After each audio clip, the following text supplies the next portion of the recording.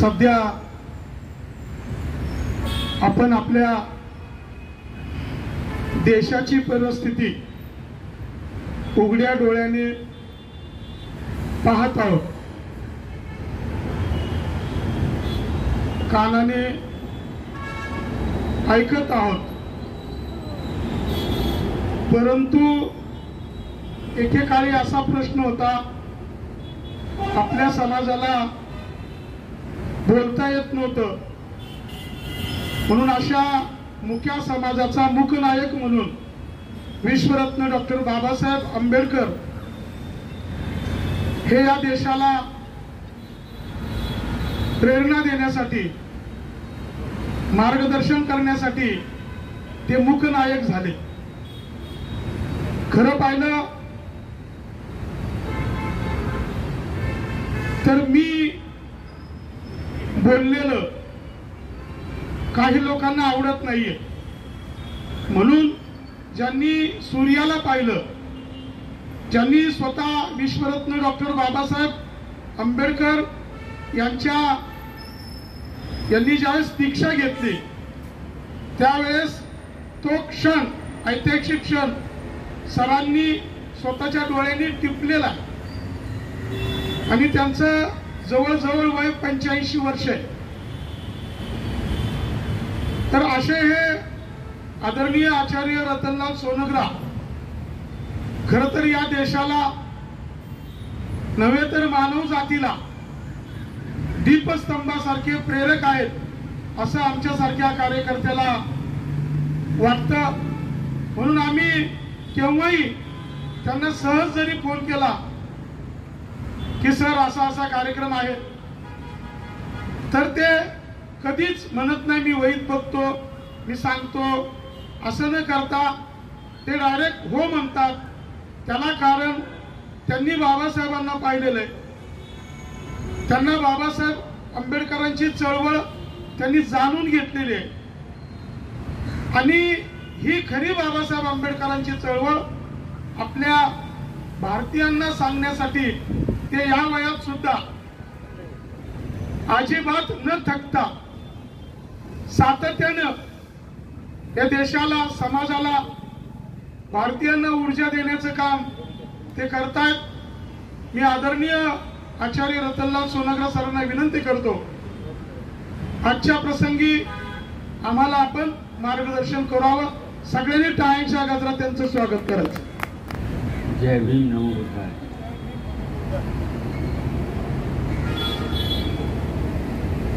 परवा काँग्रेस कचेरीच्या उद्घाटनाच्या सुरुवातीला मी जय भीम नमो बुद्धाय म्हटलं, सगळे लोक चकित झाले की काय काँग्रेस या सगळ्या संबोधनामध्ये आम्हाला अभिप्रेत असलेली सगळी माणसं येतात, त्यामुळे आम्ही सध्या निवडणुकीचं वातावरण आहे म्हणजे असं आहे की त्यांनी आपल्या सोयीचं वातावरण निर्माण केलेलं आहे। आज सगळ्या जे तिसरं सत्र आहे त्यातल्या प्रचार भाग आज 5 वाजता संपेल।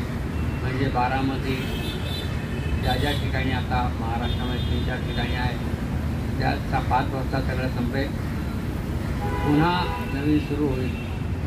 त्यांनी सोय अशी केली होती किंवा इकडचं काम सगळे तिकडचे कार्यकर्ते इकडे यावेत म्हणून तिसऱ्या दिवशी या बाजूने, म्हणजे पुढची निवडणूक 13 तारखेला इकडची आहे, पुण्याची आहे, ती बारामतीचं काम संपून ते त्यांच्या सोयीसाठी केलं।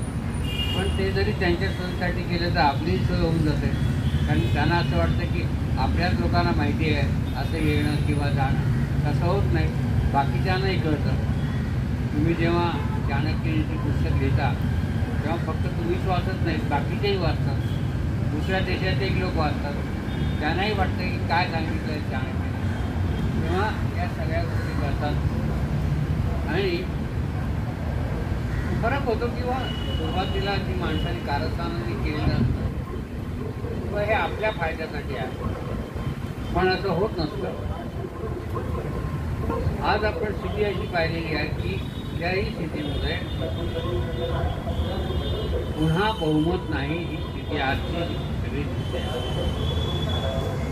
आणि या स्थितीमध्ये मोठे प्रश्न उपस्थित होत आहेत की ज्यांनी भांडवलशाहीच्या सहाय्यानं या देशामध्ये एक सांस्कृतिक दहशतवाद निर्माण करून त्याचप्रमाणे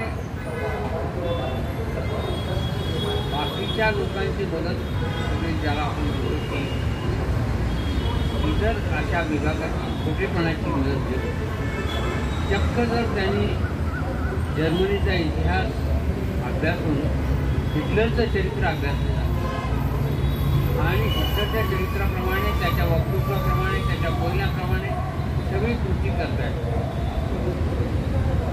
हिटलर काय करायचं, आपले 4-2 माणसं समोर ठेवायचं आणि त्यांना विचारायचं की या देशामध्ये आपल्याला लोकशाही आणायची का नाही, तर सगळे ते समोरचे लोक हो म्हणायचे. मग आपण अमुक लोकांना जे आमच्या विरुद्ध आहे, जे आमचं शोषण करतात, जे आम्हाला लुटा येतील, त्यांचा प्रतिकार केला पाहिजे. म्हणजे असे सगळे उत्तरं ती त्या लोकांच्याकडून काढायची. आणि त्यांनी ठरवलं की कुणीतरी एक शत्रू आपल्याला सुटला पाहिजे किंवा लोकांना सांगायचं की बा हा शत्रू आहे. मग लोक घाबरून तुमच्याकडे आले की मग तुमचं काम बरोबर झालं. म्हणजे त्यांनी जीवना शत्रू दाखवला. आता यांनी अशी सुरुवात केली किंवा आपल्याला मुस्लिम लोक आणि मग तो आला किंवा सगळी संपत्ती आता काँग्रेसवाले गोळा करतील आणि मुसलमानांना देऊन टाकतील. म्हणजे यांचा जो महामूर्ख दूरदर्शनचा माध्यमांचा मंत्री आहे अनुराग ठाकूर, हे जरी संकेतानं बोलत असले तरी तो डायरेक्ट म्हणाला की तुमच्या सगळं सोनं लुटून ते मुसलमानांना वाटणार. म्हणजे मोगलांनी जे केलं नाही, मुस्लिमांनी जे केलं नाही, ते त्यांना असं वाटतं की यांच्यावरती लादून द्यावं. म्हणजे त्यांनी तसं केलं नाही. ते कसे ते लुटायला आले, आक्रमक होते. आणि आपल्याला माहिती आहे की जो आपण आपल्या भाषेत काय म्हणतो की सीमोल्लंघन केलं पाहिजे, सीमा ओलांडून दुसरे प्रदेश घेतले पाहिजे. आम्ही फक्त वाचलं, त्यांनी अंमलात आणलं. ते सीमा ओलांडून तिकडच्या सीमा ओलांडून इकडे आले. आम्ही मात्र काय म्हणालो की अरे आमच्या आधी लागू नका, आम्ही काही तुमचे शत्रू नाही, काय पाहिजे ते तुम्हाला देतो. ते म्हणजे ठीक आहे, मग असं जर देत असाल तर आम्ही घेऊन जातो. आणि अशा रीतीनं या देशातल्या जातीयवादामुळे या देशावरती बंदी सुद्धा पाहिजे. कारण एक जात दुसऱ्या जातीला काय म्हणायची किंवा त्यांचं ते पाहून घेतील, आपल्याला काय घेणं आहे. आणि जी शूर जमात होती त्याची शस्त्र काढून घेतली, शूर जमातीची शस्त्र काढून घेतली आणि त्यांना गावाबाहेर ठेवलं आणि म्हटलं की यांना शिवू नका. मग तेही गप्प असले. ते म्हणजे आम्हाला शिवायचं नाही, आमच्या हातात काही नाही, मग आम्ही काय करायचं. अमेरिकेमध्ये एक जमीनदार होता, त्यांनी एक गुलाम पाळला होता. गुलाम म्हणजे जसं जनावर विकत घेतो तशी माणसं बाजारातून ती विकत मिळायची. फार भयानक स्थिती आहे अमेरिकेच्या. 200 वर्षापूर्वी माणसांचे बाजार लागायचे, गुरांचे बाजार लागायचे. आणि आता जसं बोकड तपासून घेतो काय आहे, अमुक आहे तमुक आहे, नीट आहे का, असं तशी माणसं पाहून घ्यायची. त्या सगळा बरा आहे का, नीट काम करेल का. इतकी भयानक स्थिती होती. त्याच्यामध्ये एक तर प्रसंग असा आहे की नवरा बायको विकायला उभे आहे. एक छोटा मुलगाही आहे.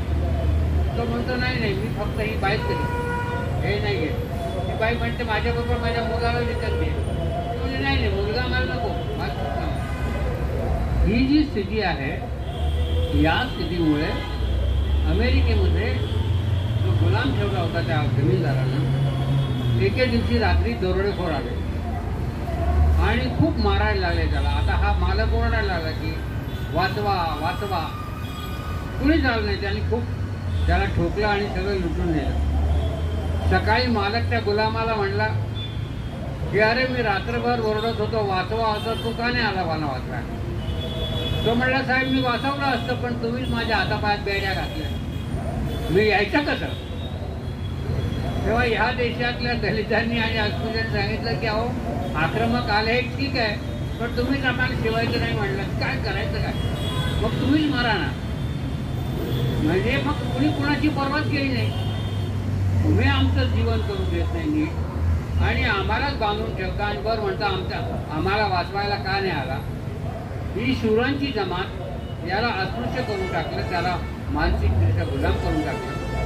तर असा हा देश गुलाम झालेला, मानसिक गुलाम झालेला आणि हजारो वर्षे ज्याच्यावर मानसिक गुलामगिरी आहे, या देशाला बाबासाहेब आंबेडकरांच्या संविधानानं मानसिक गुलामगिरीतून मुक्त केलं. पहिल्यांदा आलं की या जाती वगैरे काही नाही, हे सगळं नष्ट केलं पाहिजे आणि हे लोकांना कळू लागलं आणि बाबासाहेबांनी संविधानामध्ये सर्व मानवतासाठी, सर्व भारतातील मानव जे आहेत त्यांच्यासाठी एक कायदा केला आणि पण त्या असं म्हणत नाही की जसं एक कायदा केला, कारण जे दुर्बल आहेत त्यांच्या सुरक्षेची जबाबदारी.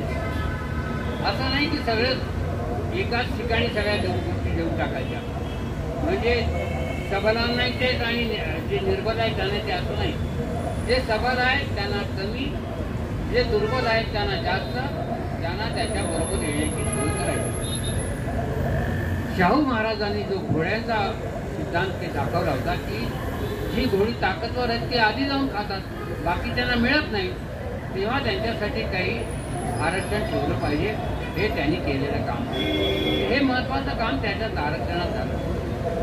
पण ज्यांना हे आवडलं नाही आणि ज्यांची सत्ताची मनुस्मृतीमुळे देशावरती आबाधित होती, ते काय म्हणायचे की आमच्या धर्मात ढवळाढवळ करू नका, म्हणजे आम्ही जो निर्णय घेऊ सामाजिकदृष्ट्या त्याच्यात सत्ताधाऱ्याने ढवळाढवळ करायची नाही. मग तुम्ही काही करा, तुम्ही लुटा मारा काही करा, पण आमचं वाटतं.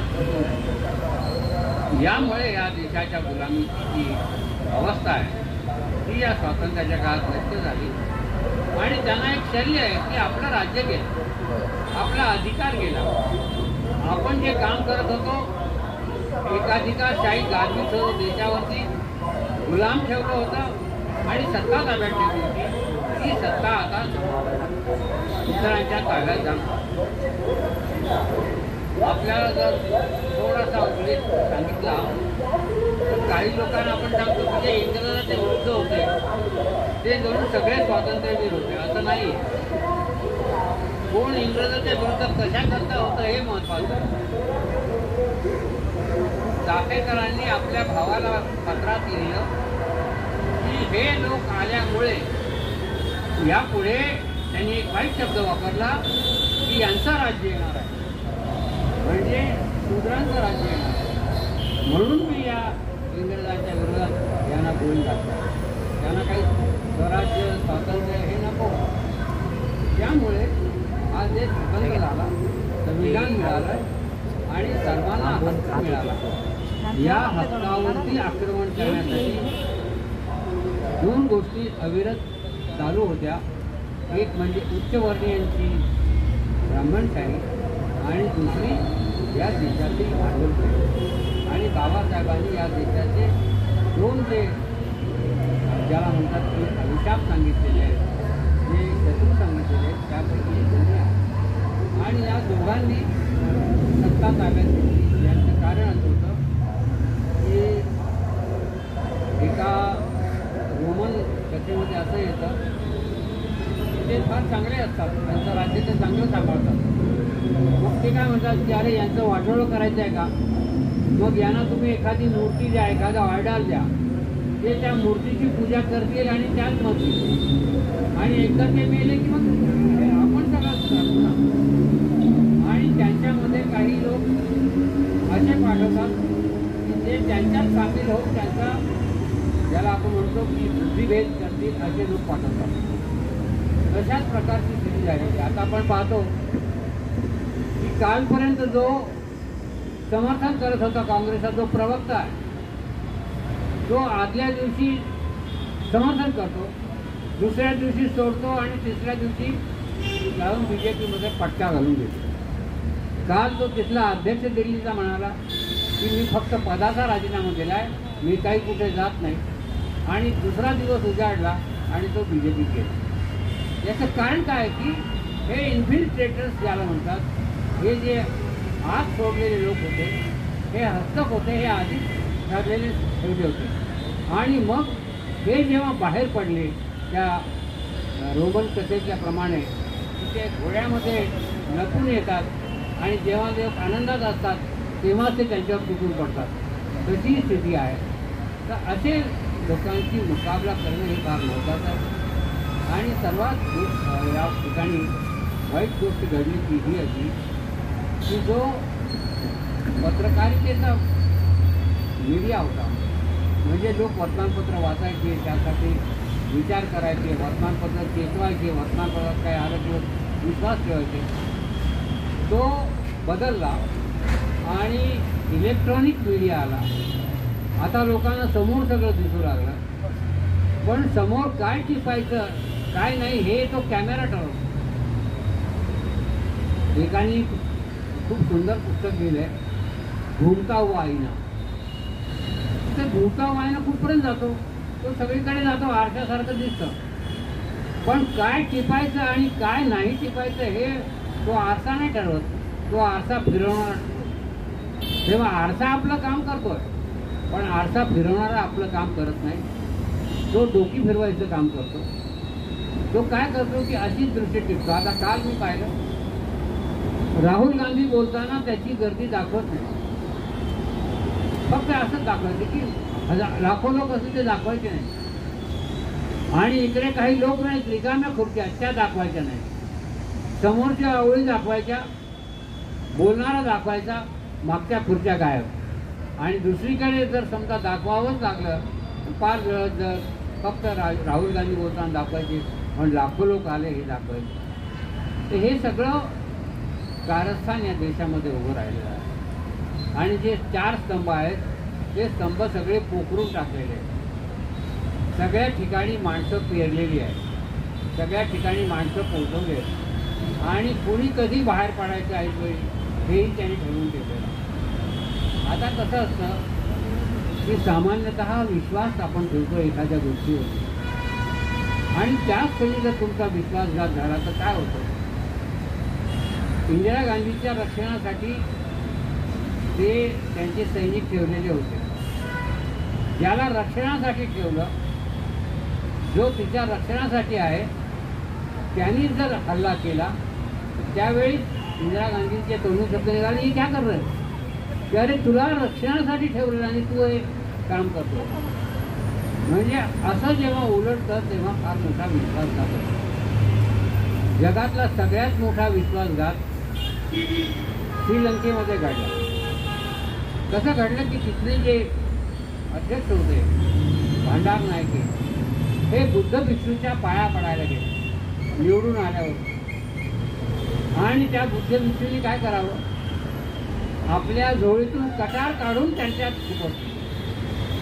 म्हणजे हा किती भयानक विश्वासघात झाला असेल, इंदिरा गांधीचा किती भयानक विश्वासघात झाला असेल की ज्याला आपण वंदन करायला गेलो त्यांनी मारलं, ज्याला आपण रक्षण करायला ठेवलं त्यांनी गोळ्या झाडल्या. आणि असे हे जे आतमध्ये पेरलेले लोक आहेत, शत्रू आहेत, अंतःपुरातले शत्रू, हे शत्रूंनी हा देश पोखरून टाकलेला आहे. यासाठी ही आपली फार मोठी लढाई चाललेली आहे. आणि याचे जे 4 स्तंभ आहेत ते अगदी जवळजवळ काय म्हणतात त्याला पोखरून टाकलेलं आहे. अशा पोखरलेल्या स्तंभांना नवीन स्तंभ उभारून आपल्याला त्यामध्ये परिवर्तन करायचं आहे. आणि या परिवर्तनाची दिशा केवळ आपल्याला डॉक्टर बाबासाहेब आंबेडकरांच्या विचारातूनच भेटू शकते. कारण या देशाचा मूलभूत विचार, या देशाला समजण्याचा विचार त्यांनीच केलेला आहे. ज्या बाबासाहेबांनी गांधींना सांगितलं की मला मातृभूमी नाही, पण एका क्षणाला त्यांनी सांगितलं की भारत हीच माझी मातृभूमी आहे, पितृभूमी आहे, धम्मभूमी आहे, गुरुभूमी आहे आणि ही माझीच मातृभूमी आहे. म्हणून मी या देशाला प्रबुद्ध भारत करीन, भारत बुद्धमय करीन. ज्याचा देश नाही तो बदलण्याची घोषणा करू शकत नाही. ज्याला असं वाटतं की हा देश माझा आहे म्हणून मी याला असं करीन, बौद्धमय करीन, ही सांगण्याची क्षमता बाबासाहेबांमध्ये होती. आतापर्यंत कुणीही जाहीरपणे असं सांगितलेलं नाही. हे कारस्थान चालू असते की बा आपल्याला हे करायचं आहे, पण जाहीर सांगण्याची हिंमत नाही की आम्ही करणार आहोत. आणि या गोष्टीचा प्रतिकार करणं फार महत्त्वाचं आहे. ही चारी माध्यमं जी आता रंगून गेलेली आहे, बिघडलेली आहे, वेगळलेली आहे, याला बदलणं हे आपलं काम आहे. म्हणून प्रत्येक क्षेत्रामध्ये आपली माणसं गेली पाहिजे. म्हणून कांशीरामजी सांगायची की तुम्ही माध्यमं ताब्यात घ्या. म्हणून कांशीरामजी सांगायचे ज्या क्षेत्रात कोणी गेलं नाही तिथे जा, तिथे तुम्ही तुमचा हक्क चालवा, तिथे तुम्ही तुमची प्रतिभा दाखवा. आणि आता ही स्थिती आपल्याला मिळालेली आहे. आपल्या प्रतिभा दाखवायला, आपली चळवळ दाखवायला आणि आपला विचार या देशावरती विजयी करण्यासाठी आपल्याला ही संधी मिळाली आहे. तेव्हा याचा आपण उपयोग करावा. आणि या चारही माध्यमांचा जो गैरवापर चालू आहे याच्या विरोधात लढा देणं हे आपलं कर्तव्य आहे. म्हणून मी कधी कधी गमतीनं म्हणतो की लोक म्हणतात आम्ही एकटे काय करणार. तर अशा हजारो एकटे आहेत. त्याला विचारून मी एकटा काय करणार. अरे तू एकटा काही करू शकत नाही, पण तू एकटा एखादी तर गोष्ट करू शकतो, तू कोणत्याच तर करू शकतो, एक माणूस तरी जागू शकतो. तर जेवढं तुला करणं शक्य आहे तेवढं कर. मी एकदा माझ्या गावाहून निघालो आणि म्हटलं मला मत आहे. ते म्हणजे तुझ्या एक मतानं काय होणार. म्हटलं काही होणार नाही, पण मी जाऊन मत देणार आहे. एक का असे ना ते मत विरोधात त्याच्या पडेल म्हणून मी जाणार आहे. हीच एक महत्त्वाची गोष्ट आहे. आपण शांतपणे ऐकून घेतलं त्याबद्दल आपला मी आभार मानतो. या ठिकाणी आदरणीय परशुराम वाडेकर साहेब यांना पुढील कार्यक्रमाला जायचंय. मी त्यांना विनंती करतो या ठिकाणी आपण आपलं शुभेच्छापर मनोगत व्यक्त करायचं. महाकारुणिक तथागत भगवान गौतम बुद्ध, परमपूज्य बोधिसत्व महामानव डॉक्टर बाबासाहेब आंबेडकर यांच्या विचाराला विनम्र अभिवादन करून आज रमाईच्या चरणी विठ्ठलचा वाढदिवस होत आहे. रमाईला देखील अभिवादन करून आणि विठ्ठलाला देखील मित्र म्हणून माझ्या मनापासूनच्या शुभेच्छा. विठ्ठल गायकवाड यांची माझी खूप वर्षापासूनची मैत्री, ज्या एल.एस. कांबळे साहेबाबरोबर आम्ही काम करायचो त्याचे माझे गुरु एकच आहे. माझे आईवडील BC गटामध्ये काम करत होते, बुद्ध शासन सभा, आणि आम्ही भारतीय पॅन्थर आणि नंतर एल.एस. कांबळे साहेब आणि कर्नाटक, सोलापूर त्या भागातून आम्ही आल्यामुळे थोडंसं गाव सोडून आल्यामुळे ते एक रिलेशन आणि खूप काळाची मैत्री. आणि आज शेवटच्या टप्प्यामध्ये आम्ही आहोत. अधिक किती वर्ष जगणार हा माहीत नाही, तर कधी घेऊन जाईल आम्हाला म्हणजे ह्याची कल्पना नाही. परंतु नक्की सांगेल की या सगळ्या दरम्यान आयुष्यामध्ये जगत असताना जर काही काम केलं असेल तर एक भरीव काम आम्ही सगळ्यांनी केलं की त्याची दखल समाज नक्की घेईल. माणसं जिवंतपणे कौतुक करत नाही. आपल्याकडं मृत्यूनंतर खूप भाषणे करतात. हे अत्यंत दुर्दैवाने सांगावं. नाहीतर माझ्यासारखा कार्यकर्ता कधीच आमदार झाला नाही. आपले लोक सत्तेत कधीच गेले असते, परंतु आपले लोक आपल्याला मोठे म्हणत नाही आहे, ते दुसऱ्याला मोठं मारण्यामध्ये भाग्यता समजतात. विठ्ठल गायकवाडसारखा कार्यकर्ता सभागृहात गेला असता, आम्ही गेलो असतो, परंतु दुर्दैव आहे तरीसुद्धा आम्ही संघर्षमय जीवनामध्ये काम करतो आणि यापुढेही करत राहू. म्हणून विठ्ठलने देखील काम केलेलं आहे. काल सोरुंशी साहेबाचा वाढदिवस होता, त्यांना देखील माझ्या मनापासूनच्या शुभेच्छा. ही माणसं एक ध्येय वेडी आहेत, काही विषयाला घेऊन ते काम करतात. काही लोक ध्येय वेडी नसतात, ते दुसऱ्यालाच वेडे करत असतात नाही का. म्हणजे स्वतः काही करायचं नाही आणि दुसऱ्याला काय करू द्यायचं काय, नुसतं खूप बोल बसतात नाही का. आणि काही नाही, दुसऱ्याच्या गावच्या जत्रेमध्ये जायचं म्हणायचं ही माझीच लोक आहेत नाही, असे म्हणणारे लोक आहेत. आणि म्हणून स्वतःचं अस्तित्व एक निर्माण करून एक चळवळ मुवमेंट उभी करणारा एक कार्यकर्ता विठ्ठल आहे. आणि त्यांनी आज रमाईसारखं स्मारकमध्ये त्याचं योगदान आहे, हे कोणी नाकारू शकत नाही. उद्या अनेक वर्ष विठ्ठलचं नाव या रमाई स्मारकामुळे घेतलं जाईल. काहीतरी केलेलं आहे नाही, माणसामध्ये जन्माला आल्यानंतर काहीतरी कोणीतरी करावं आणि त्याचं नाव पुढं निघावं, एवढीच अपेक्षा आहे, दुसरं काय. आणि म्हणून या ठिकाणी किमान आपल्या चळवळीतील कार्यकर्त्यांनी लढणाऱ्या आणि काम करणाऱ्या कार्यकर्त्याला ताकद दिली पाहिजे, त्याला सोबत राहिलं पाहिजे. सध्याची परिस्थिती खूप वाईट आहे. या ठिकाणी कोण सेक्युलर आहे, कोण धर्मनिरपेक्ष आहे, कोण जातीवादी आहे, कोण धर्मवादी आहे, काही समजायलाच आहे. काल परवा भगवा टीका लावून मिरवणारे त्यांनी थोडा पक्ष चेंज केला की ते लगेच धर्मनिरपेक्ष होते. अरे मला तर अडचणच होते.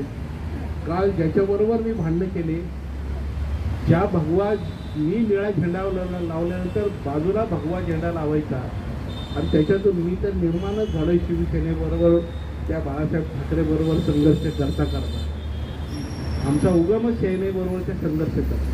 जी माणसं राम मंदिर तोडायला जाऊन विटा घरात पुजायची, त्या काँग्रेसमध्ये आल्यानंतर ते धर्मनिरपेक्ष होतात. आणि असं कसं होतात, म्हणजे तुमचं मूळ जर काढलं तर तुम्ही शिवसेनेचे भगवे झेंडे घेऊन आमच्या वस्त्यांवर चालून आलेलो, आता मात्र लगेच या पार्टीत तिकीट नाही दिलं, त्या पार्टीत तिकीट, ह्या पार्टीत सकाळी इकडं संध्याकाळी तिकडं. अरे काय कळतच नाही, म्हणजे अडचणच झाली नाही का. हा नाही म्हणजे आता हा माणूस चांगला आहे कसं म्हणायचं कसं, कारण की त्याचं 20 वर्षाचं रेकॉर्ड जर चेक केलं तर लक्षात येतं की हे माणूस आहे कुठं. म्हणजे इकडं बी तुम्ही, इकडं बी आम्हीच उल्लू बनतोय. आम्ही येडे, आमच्यासारखे येडे कोणीच नाही.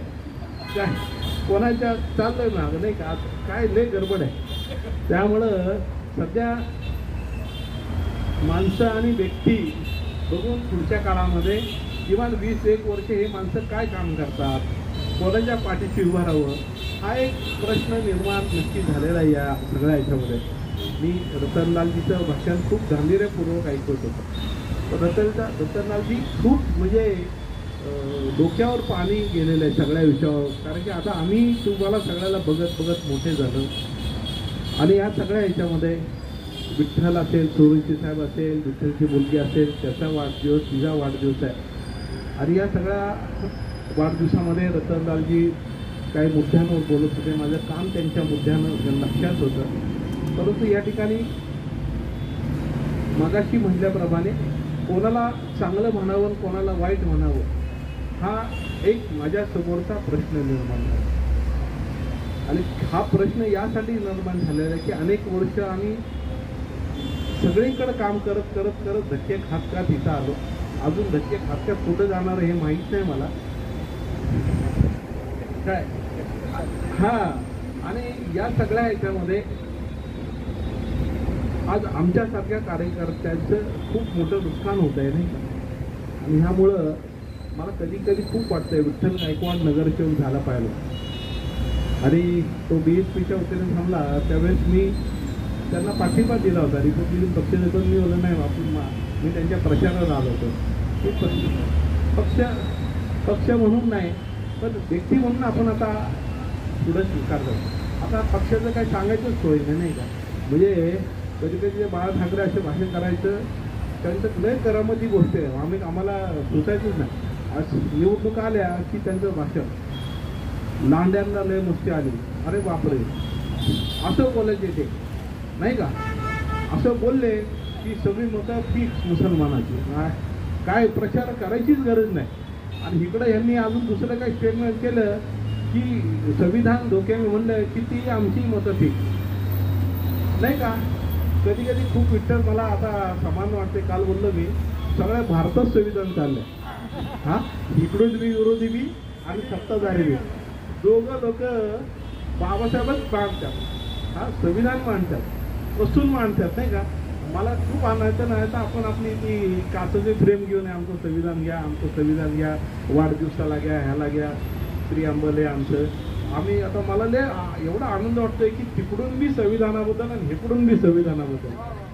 आता त्याच्यातून हे काहीतरी येईल ना नाही का. सगळे भारताच्या या कोपऱ्यापासून तर या कोपऱ्यापर्यंत काय हे म्हणतात धोके में, हे म्हणतात धोके में नाही. ह्याच्यामुळं बाबासाहेब घराघरात पोचलाय, संविधान घराघरात पोचलंय. लोक वाचायला सुरुवात केली, संविधान म्हणजे काय हे लोकांना समजायला लागलं. आणि त्यामुळं एक तर गोष्ट सोनेग्रा साहेब साहित्यिक आहे, अत्यंत या रमाईच्या पुतळ्यातून सांगतो की आम्ही इथं लहानपणापासून ऐकलं की संविधान बदलणार आहे, धोके में धोके में. आपण किती वर्ष ही गोष्ट चालणार नाही, पण संविधान काय बदलत नाही. काही दुरुस्त्या होतात नाही का. काँग्रेसने 90 वेळा केल्या, इकडं 10-15 वेळा केल्या, ह्या दुरुस्त्या होतात, पण संविधान बदली होऊ शकत नाही. म्हणजे कसं हे शक्य नाहीये. ह्याला खूप मोठी प्रोसेस आहे. या देशामध्ये कधी अपडोम उसळेल, विश्वामध्ये संघर्ष होईल असं जर काय झालं आणि सगळ्यांना माहिती आहे. परंतु काही लोकांनी ते भीती दाखवण्याचा जो प्रयत्न चालवलेला आहे की नाही का असं होईल तसं होईल, हे बी मला खूप वाईट वाटतं नाही का. एक तर कुणीतरी समजून सांगावं की बदली कसं होणार आहे, काय होणार आहे, कुणी सांगावं का होणार नाही का.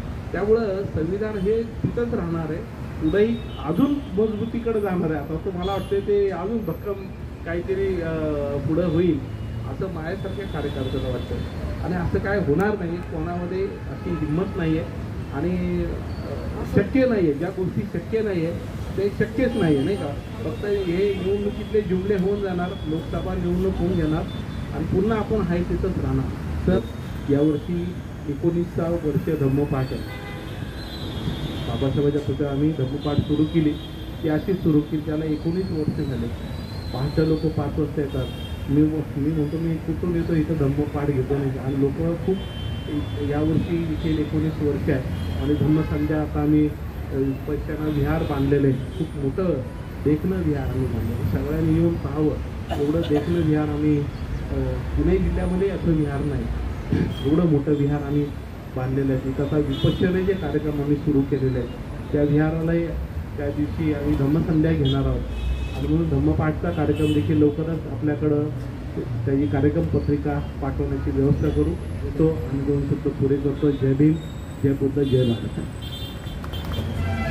या ठिकाणी प्रशासन अधिकारी म्हणून आदरणीय महावीर बनसोडे हे आपलं मनोगत व्यक्त करते. जगाला शांतीचा संदेश देणारे तथागत गौतम बुद्ध, माणसानं माणसाला कसं जगावं याची शिकवण देणारे महामानव डॉक्टर बाबासाहेब आंबेडकर आणि ज्या पवित्र भूमीमध्ये आपण या ठिकाणी आहात, महामाता रमाई भीमराव आंबेडकर राष्ट्रीय स्मारक, या ठिकाणी जर आपण खरं आणि एक डोळसपणाने जर या ठिकाणी निरीक्षण केलं तर एक फ्लेक्स या ठिकाणी महामाता रमाईचा आहे आणि दुसरं एक अत्यंत निरीक्षण चांगलं केलं तर त्या ठिकाणी संकल्प रमाबाई विद्यार्थी निवास संकल्प उभारणीचा आहे.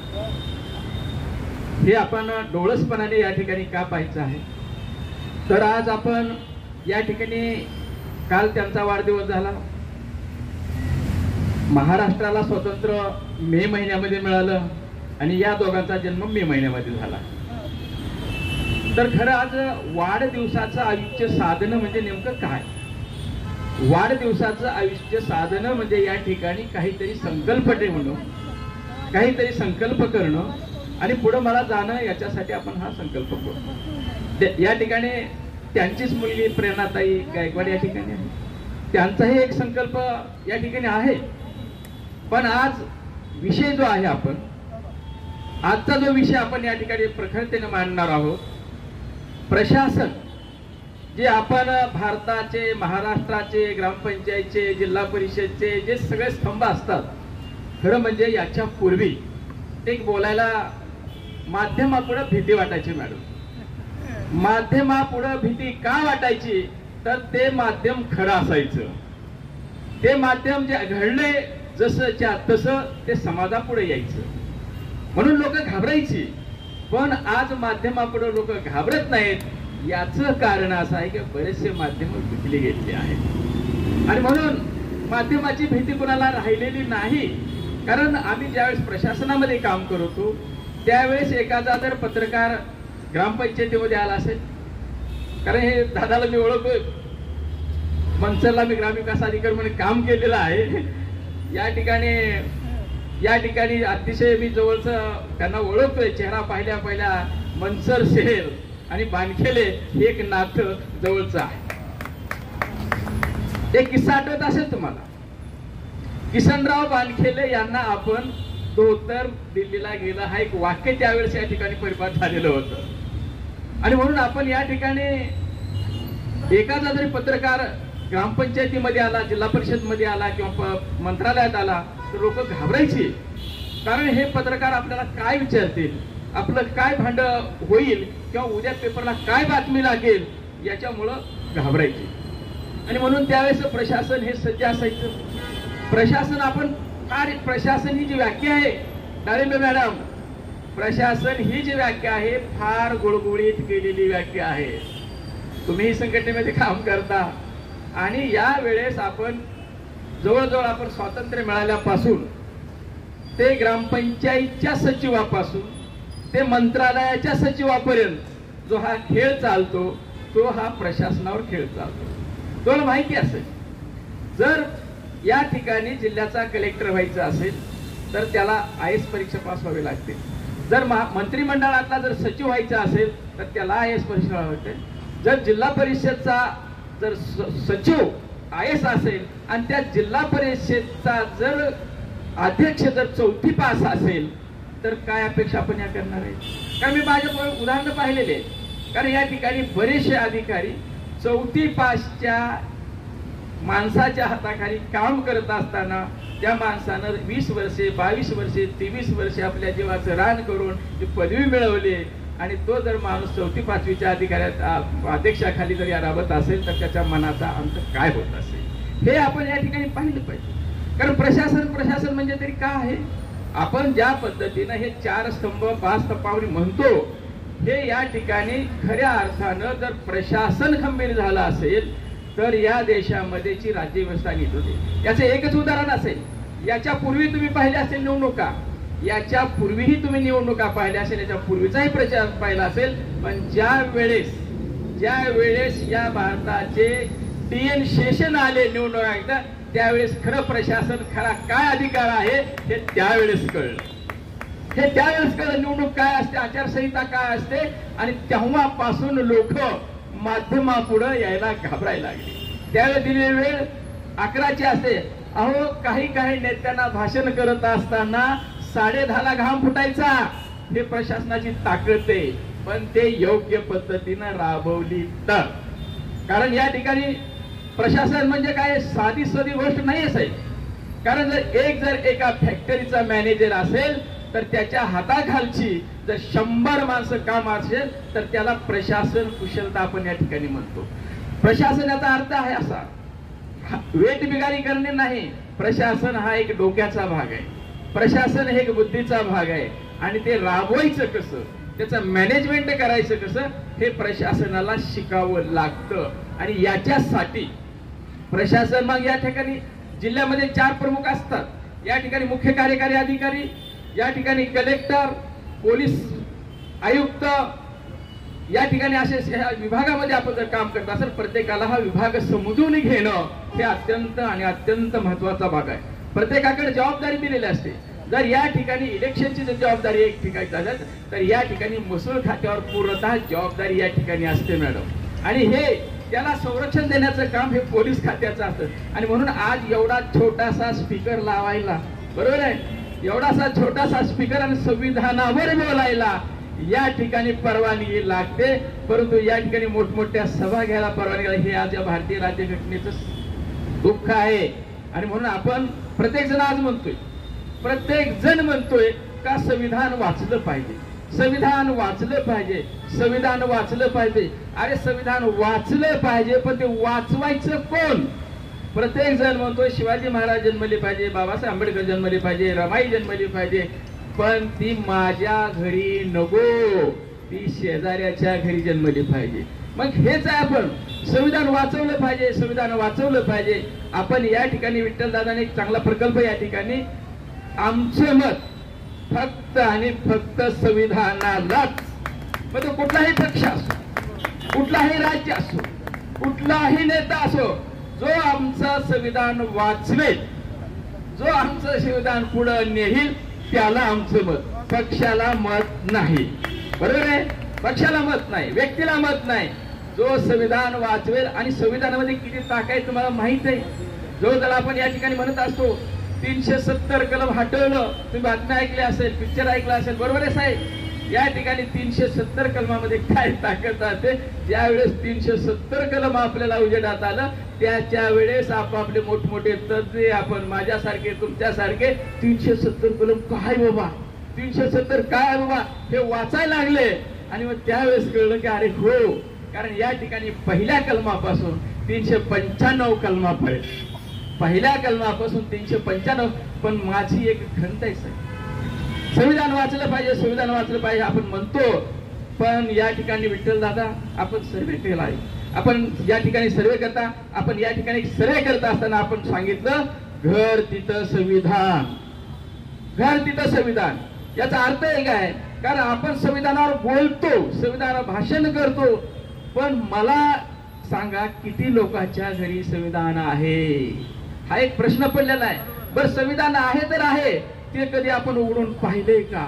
त्याच्यामध्ये किती कलम आहेत आपल्याला माहित आहेत का? आणि कोणत्या कलमानं आपल्याला स्वातंत्र्य दिलं हे तरी आपण पाहिलंय का? हे याच्या पुढे मोठी खंत आहे. आणि आपण फक्त म्हणतो प्रत्येकाच्या घरी टीव्ही आहे साहेब, प्रत्येकाच्या घरी टीव्ही आहे. उठल्या बरोबर आपण काय पाहतो हे तुम्हाला माहित असेल. प्रत्येक रेषेमध्ये खाली येतं धूम्रपान करणे आरोग्यास धोकादायक आहे. पण जो हातामध्ये सिगारेट घेतो ती बातमी वाचतो, अशातला प्रकार आपल्याला या ठिकाणी झालेला आहे. म्हणून या ठिकाणी आपण संविधान हे तर वाचलंच पाहिजे. कारण लोकांना असं वाटतंय का महामानव डॉक्टर बाबासाहेब आंबेडकरांनी संविधान हे फक्त आणि फक्त बौद्धासाठी लिहिल्याचा एक समज आहे भारतामध्ये. पण तसं नाही मित्रो, तसं नाही. 12 बलुतेर 18 पगड जाती आणि या भारतातल्या सगळ्या तळागाळातल्या लोकांसाठी हे संविधान आहे, हे ध्यानात घ्यावं लागेल. तेव्हाच काही आपल्याला ताकद संविधानाची या ठिकाणी कळणार आहे. आणि म्हणून संविधान जसं आपण बोलतो, पण घराघरात संविधान पोहोचण्याची जबाबदारी आता आपल्यावर आहे. संविधान जबाबदारी आता आपल्यावर आहे. कारण संविधानाचे मेळावे घेतले पाहिजेत, संविधान वाचून दाखवलं पाहिजे, शेजाऱ्याला दिलं पाहिजे, शेजाऱ्याला 4 गोष्टी सांगितल्या पाहिजे. ज्या पद्धतीनं आपण या ठिकाणी काही काळापूर्वी, काही काळामध्ये आपल्याकडे ब्लॅक अँड टीव्ही होते, त्यावेळेस महाभारत आणि रामायण ही मालिका चालू केली, घराघरात आली. आणि त्यावेळेस रविवारच्या दिवशी रस्ते ओस पडत होते रस्ते. मग हे सुद्धा जर हाच प्रकल्प आपण संविधानाच्या माध्यमातून जर केला डाळिंबेताई, आणि रस्ते ज्या वेळेस संविधान वाचत असताना एक मालिका लागली असताना जर सगळे रस्ते ओस पडले, तर खऱ्या अर्थानं आपण संविधान वाचवायला निघालो हे आपल्याला सिद्ध करावं लागेल. बोलून जमत नाही. आपण आधी अगोदर म्हणायचं ना, लबाडाच्या घरचं आमंत्रण स्वीकारू नये. वानखेडे साहेब, बरोबर आहे? लबाडाच्या घरचं आमंत्रण आपण स्वीकारू नये. आणि म्हणून आपल्याला त्याच्या घरी बोलाचाच भात बोलाचीच कढी, बोलाचाच भात बोलाचीच कढी आपण कधीही करू नये. आणि खरी कृती आपल्याला करायची. कारण मी ग्रामपंचायतीपासून काम केलेलं आहे. आपण जरी म्हणत असलो, आपण लोकशाही वाचवत असलो, तर ज्या वेळेस ग्रामपंचायतचं इलेक्शन येईल, ज्या वेळेस ग्रामपंचायतचं इलेक्शन येईल, त्यावेळेस जातीनुसार माणूस निवडला जातो, जातीनुसार माणूस निवडला जातो साहेब. आणि त्यावेळेस असा निकष लावला होता का हा माणूस आपला ऐकेल का, हा मतदान फोडणार नाही का, हा सरपंचाला पळवून नेणार नाही का. आणि हे सगळे निकष लावल्यामुळं मग इथं कुठं लोकशाहीचा, कुठं संविधानाचा आपण वापर करतोय. या ठिकाणी बोलायला अतिशय छान वाटतं संविधानावर, पण या ठिकाणी बाबासाहेबांनी सांगितलं संविधान वाचायला सोपं आहे, संविधान लोकांना सांगायला सोपं आहे, सभेमध्ये मांडायला सोपं आहे. पण ज्या वेळेस संविधानाचा अंगीकार कराल त्यावेळेस खरे तुम्ही संविधानाचे पाय व्हाल, हे या ठिकाणी आपल्याला पाहिजे. म्हणून आपण प्रशासन करत असताना प्रत्येक कलम आहे, प्रत्येक ग्रामपंचायतीला नियम आहे, जिल्हा परिषदला नियम आहे, कशी लोकशाही चालवावी, विधानसभा कसं, प्रत्येक कलमानुसार. आणि या ठिकाणी तुम्हाला या ठिकाणी सांगतो, अण्णा हजारेने कुठेही मंत्रिपद मागितलं होतं का? पण एका कलमाच्या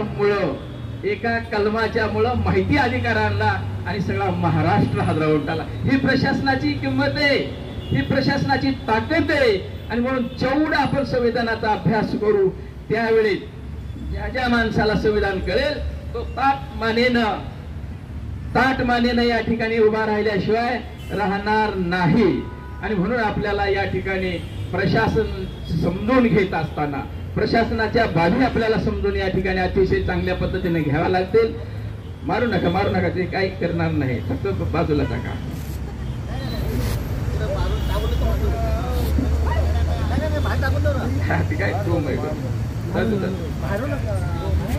ठीक आहे, या ठिकाणी जाऊ दे, त्याला काही होत नाही. आपण या ठिकाणी पहा, याच उदाहरण देत असतो, मीही नेहमी उदाहरण या ठिकाणी देत असतो का आपण फक्त बोलण्यापेक्षा आपण कृतीला जास्त महत्व आहे. म्हणून मी नेहमी एक वाक्य बांधकेल साहेब या ठिकाणी मानतो, देणाऱ्याने देत जावे, घेणाऱ्याने घेत जावे. देणाऱ्याने देत जावे, घेणाऱ्याने घेत जावे. घेता घेता देणाऱ्याचा हात घ्यावा. हात घ्यावा म्हणजे त्याचा हात घ्यायचा नाही, त्याचं दातृत्व घ्यायचंय. आणि दुसरं एक वाक्य त्यालाच लागून आहे, उजव्या हातानं दिलेलं दान डाव्या हाताला सुद्धा कळता कामा नये. उजव्या हातानं दिलेलं दान डाव्या हाताला सुद्धा कळता कामा नये. त्याला दातृत्व म्हणतात, त्याला नेतृत्व म्हणतात. आणि मग आपण या ठिकाणी कुठं आपण आहोत हे स्वतःला चेक करायचंय. आपण कुठं आहोत हे स्वतःला चेक या ठिकाणी करायचे. मी आता कुठं उभा आहे. आणि मग आपण या ठिकाणी त्या दिवशी आमच्या मैत्रीनाथाने खूप एक खंत व्यक्त केली साहेब, खूप एक खंत व्यक्त केली का जर बाबासाहेबांना आपण कुठल्या माध्यमातून जिवंत ठेवतोय, फक्त या ठिकाणी डीजे लावायचं आहे, फक्त या ठिकाणी मोठी जयंती करायची आहे. आणि या ठिकाणी काल त्यांनी एक सांगितलं, एक उदाहरण छोटं म्हणून सांगितलं आर्थिक नियोजनाचं. कारण बाबासाहेबांच्या ह्याच्यामध्ये आर्थिक नियोजन महत्वाचं होतं. का सोलापूरमध्ये तुम्ही वाचली असेल, बातमी असली असेल का भारतामध्ये सगळ्यात मोठी जयंती डॉक्टर बाबासाहेब आंबेडकरांची झाले. 400 रथ या ठिकाणी होतं. त्यांनी त्याच्या नियोजनानं सांगितलं एका रथाला जर म्हटलं तर कमीत कमी 50,000 रुपये खर्च या ठिकाणी आलेला आहे.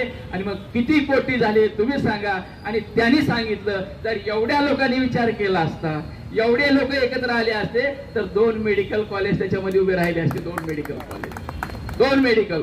आपण कुठं, आपण काय करतोय आहे? आपण शिकल्या सवरलेले आहोत. आपल्याला वाटतंय मला खूप काही या ठिकाणी कळतंय साहेब, पण कुटुंबाशिवाय, बायकोशिवाय, मुलाशिवाय, नातेशिवाय आपल्याला काहीच कळत नाही. कारण ज्यावेळेस बायको म्हणेल, बायकोच आपल्याला म्हणते तुम्हाला काय कळतंय? जिवंत उदाहरण आहे. बायको म्हणते 50-58 वर्षामध्ये काम करून निवृत्त झाल्याच्या नंतर सुद्धा बायको म्हणते तुम्हाला काय कळतंय?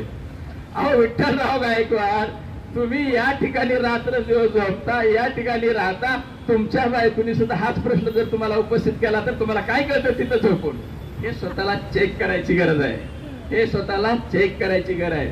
विठ्ठल साहेबांना जरी बायकोने प्रश्न विचारला तुम्ही काय करता, त्यांनी छाती ठोकपणे सांगतोय अरे या ठिकाणी पुणे तिथे काय होणे, या ठिकाणी मी जवळजवळ या ठिकाणी या जाग्याची किंमत 10 कोटी रुपये हे मी रमाईच्या माध्यमातून कमावलेलं आहे. आणि हे आदर्श आहे. कारण या ठिकाणी आज पुण्यामध्ये पहा, एक साधा 1 गुंठा घ्यायचा म्हटलं तर 25 लाखाशिवाय त्याची इथं किंमत नाहीये. आणि मग एवढं 3 एकर 4 एकर जागा कमवणं आणि राष्ट्रपतीच्या हस्ते उद्घाटन झालं, हा कार्यक्रम छोटा आहे का हा? आणि म्हणून आपल्याला खऱ्या अर्थानं आता प्रवाहामध्ये येऊन काम करण्याची गरज आहे. प्रवाहामध्ये येऊन आपल्याला काम करायची गरज आहे. कारण आपण एक आमचे मंचरच्या ठिकाणी लोक या ठिकाणी एक उदाहरण देत होते, बांधावरचा शेतकरी आणि शेतातला शेतकरी. बांधावरचा शेतकरी फक्त बघायचा बटाटे कसे आलेत, किती उंचीचे आलेत, काय झालंय. आणि जो खरा शेतकरी घाम गाळणार आहे तो त्याला उत्तर द्यायचा, ह्या बटाट्याचं झाड उपट, त्यावेळेस तुला कळेल काही कुठल्या पद्धतीचा शेतकरी आहे. म्हणून आपल्याला घाम गाळावं लागली. रात्र वैर्याची आहे, प्रत्येक जण म्हणतोय रात्र वैर्याची आहे म्हणतोय, आणि रात्री झोपला की सकाळी 10 वाजेपर्यंत उठतच नाही. मग कुठे आहे रात्र वैर्याची? हे आपल्याला कुठेतरी घ्यावं लागेल. आणि याच्या पुढची जबाबदारी आपल्याला माध्यमासमोर बोलत असताना जबाबदारीनं बोलतोय, याच्या पुढची जबाबदारी आहे मीडियाची सुद्धा जबाबदारी आहे, आणि सगळ्यात जास्त आईबापांची जबाबदारी आहे. त्याला संविधान आणून द्या, त्याला संविधान आणून द्या. या ठिकाणी 50,000ची 60,000ची गाडी बाप वाढदिवसाची देतोय. आपण कुठल्या बापाने अशी छाती ठोकपणे सांगितलंय का तुला 50,000ची गाडी नंतर देतो, पण हे सगळं संविधान पहिलं पाठ कर? असं कुठल्या बापाने चॅलेंज केलंय का आपल्या मुलांना? नाही केलं. आणि हे खरी चॅलेंज करण्याची वेळ या ठिकाणी आली. त्यावेळेसच आपण समाजाला दुसऱ्यांना समजून सांगू की संविधान काय आहे, ताकद काय. संविधान जर मलाच माहित नाही तर मी तुम्हाला सांगणार काय? जर मलाच माहित नाही तुम्हाला सांगणार काय? आणि म्हणून प्रत्येक वडिलांची, प्रत्येक आईची इथून पुढे जबाबदारी आहे. कुठल्याही वाढदिवसामध्ये आपण या ठिकाणी देतो काय, लग्नात देतो काय, एक साडी देतो 100 रुपयाची, ती साडी फिरून फिरून फिरून त्यात पहिल्याच घरात येते, ती साडी फिरून फिरून पहिल्याच घरात येते. पण इथून जबाबदारीनं आता आपल्याला वागलं पाहिजे का या ठिकाणी जबाबदारीपूर्वक. ज्या दिवशी आपण वाढदिवसाला जाल, ज्या दिवशी कुठल्याही कार्यक्रमात जाल, संविधान द्या, या ठिकाणी बाबासाहेबांनी लिहिलेला ग्रंथ द्या, आणि त्याला जाणीवपूर्वक सांगा मी पुढच्या वाढदिवसा येईपर्यंत या ठिकाणी हे सगळं तुला पाठ पाहिजे. मध्ये एवढंच या ठिकाणी प्रशासनावर बोलायचं म्हटलं साहेब तर जवळजवळ 2.5-3 तास या ठिकाणी आपण बोलू शकतो. परंतु या ठिकाणी वेळेचं बंधन आपण या ठिकाणी पाळतो. आणि प्रशासन, शासन या चौथ्या ह्याच्याबद्दल माझं मत आपण या ठिकाणी सविस्तर ऐकून घेतलं. आणि सर्व माझ्यापेक्षा ज्येष्ठ मंडळी आहेत, कायदेतज्ञ मंडळ आहेत, वकील आहेत, ॲडव्होकेट आहेत, सामाजिक कार्यकर्ते आहेत, आणि या सर्वांचं पुढं मी कदाचित तुमच्या पुढे छोटाही असेल तर आपण सर्व माझं मत आपण ऐकून घेतलं. त्याबद्दल सर्वांना जय सविनय, जय भीम, जय भीम. 1-2 दिवसापूर्वी ॲडव्होकेट नितीन घोडके सर माझ्याकडे आले, आणि मी त्याची अनेक वर्ष सातत्याने म्हणजे चिंतन करत होतो. तर घोडके सरांनी सुद्धा देश, संविधान, लोकशाही आणि सध्याच्या परिस्थितीवरती प्रचंड ताकदीनं सोशल मीडियाच्या माध्यमातून, कारण ते त्याच्यामध्ये मास्टर आहे नितीन सर, आणि ते स्वतः ॲडव्होकेट आहे. त्यांचं एक वैशिष्ट्य असं आहे की ज्याला कोणाला वकील व्हायचं असेल, कुणी असो, तो कुठल्याही जातीचा असो, कुठल्याही धर्माचा असो, कुणी असो, तर सरांशी संपर्क करायचा आहे. त्याला वकील बनवण्याचं काम हे सर करतायत. आणि त्यांचं स्वतःचं या विषयाचं प्रचंड नॉलेज आहे एवढ्या लहान वयामध्ये, की सरांना विनंती करतो आपण आपलं मनोगत व्यक्त करा. अखंड विश्वाच्या हृदयपटलावर सत्य, अहिंसा आणि शांतीची बीजे रोवून विज्ञान निष्ठा शिकवणारे भारत मातेचे थोर सुपुत्र, राजपुत्र तथागत सिद्धार्थ गौतम बुद्ध. जाती न पूछो साधू की पूछ लीजिए ज्ञान, मोल करो तलवार का पडा रहने दो म्यान, सांगणारे महात्मा कबीर. सह्याद्रीच्या मातीमध्ये जन्म घेतलेला प्रत्येक मावळा स्वराज्य निर्माण करू शकतो असा अभिमान आणि स्वाभिमान निर्माण करणारे रयतेचे राजे छत्रपती शिवाजी महाराज, आरक्षणाचे जनक राजर्षी शाहू महाराज, स्त्री शिक्षणाचे जनक क्रांतिबा महात्मा ज्योतिबा फुले व सावित्रीमाई फुले हे फुले दाम्पत्य. 5000 वर्षाचा गुलामीचा इतिहास अवघ्या 50 वर्षामध्ये गाडून सर्व महामानवांच्या विचारांना आपल्या राज्यघटनेमध्ये स्थान देणारे विश्वरत्न परमपूज्य डॉक्टर बाबासाहेब आंबेडकर. पृथ्वी ही शेषनागाच्या फणावरती उभी नसून ती इथल्या कष्टकऱ्यांच्या, इथल्या शेतकऱ्यांच्या तळहातावरती उभी आहे असे ठणकावून सांगणारे खरे क्रांतिशाहीर, लोकशाहीर अण्णाभाऊ साठे. माता रमाई, माता जिजाई, माता सावित्री, माता अहिल्या, माता फातिमा शेख, संत श्रेष्ठ तुकोबाराया, गाडगे बाबा, तुकडोजी बाबा या सर्व महामानव आणि महामातांच्या विचारांना या ठिकाणी प्रथमतः अभिवादन करतो. आणि या क्रांतिकारी भूमीमध्ये आपण सर्वजण या ठिकाणी माझे मार्गदर्शक, माझे मित्र म्हणताना मला अजिबात काही वाटत नाही. वयाने मला वाटतं सर 64वा कितवा वाढदिवस आहे, 63वा वाढदिवस आपण साजरा करतोय. मी वयाने 39 वर्षाचा, आणि तरीही आम्ही एकमेकाला मित्र म्हणून संबोधतो, कारण की मी माझ्या बालमित्रांमध्ये जेवढा एन्जॉय करतो, माझे बालमित्र भेटल्याच्या नंतर प्रेरणा मला जो आनंद मिळतो, आणि फक्त मलाच नाही तर ते मित्र कसे बालमित्र भेटल्यावरती एकमेकाला एन्जॉय करतात एकमेकाची साथ, तशी आम्ही दोघं अत्यंत ती आमचा जो वेळ आहे तो आम्हाला अक्षरशः कधी गेला हे कळत नाही. असे हे माझे जीवलग जीवाभावाचे मित्र विठ्ठलदादा गायकवाड यांचा आपण या ठिकाणी वाढदिवस साजरा करतोय. खरं तर या जगामध्ये प्रेम व्यक्त करायला म्हणजे दुश्मनी याचा कार्यक्रम करेल, तुझा बघतोस तुझ्याकडे असं ठणकावून सगळीकडे सांगितलं जातं, पण माझं खरंच तुझ्यावरती प्रेम आहे हे सांगण्याचं धाडस कोणी करत नाही. प्रेम ही लपवून करणारी गोष्ट आहे अशी समाज मान्यता मिळालेली असताना आपल्याला ती तोडायला पाहिजे. आणि म्हणून विठ्ठलदादा, मनापासून माझं तुमच्यावरती प्रेम आहे, कारण या समाजामधल्या हे समाज हा देश ज्या संविधानावरती चालतो त्या संविधानावरती मानवतेची बीजे रोवलेली आहे, आणि त्या मानवतेवरती माणसावरती प्रेम करणारे हे माझे मित्र आदरणीय विठ्ठलदादा गायकवाड, तुमच्या वाढदिवसानिमित्त तुम्हाला मनापासून शुभेच्छा देतो.